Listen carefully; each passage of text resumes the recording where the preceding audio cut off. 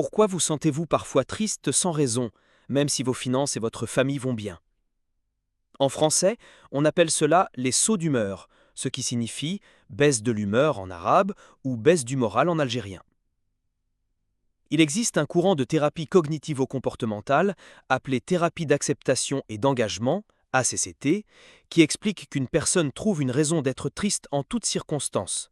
Autrement dit, même si elle possède les choses les plus précieuses et tout ce qu'elle désire, elle se réjouit un moment, puis trouve une raison d'être triste. Peut-être qu'à ce moment-là, elle se souvient de l'absence d'un être cher à ses côtés, décédé il y a de nombreuses années, ou qu'au milieu du bonheur, elle se souvient des jours de misère qu'elle a connus avant d'atteindre ces bénédictions. C'est peut-être la raison principale. Cela signifie qu'une personne s'efforce de trouver des défauts dans ses bénédictions pour devenir triste.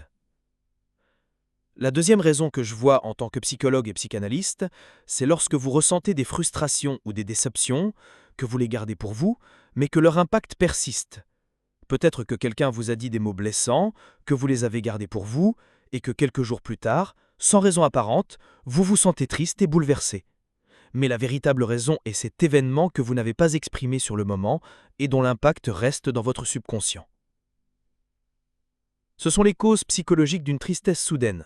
Si vous souhaitez connaître les solutions psychologiques, écrivez-nous dans les commentaires.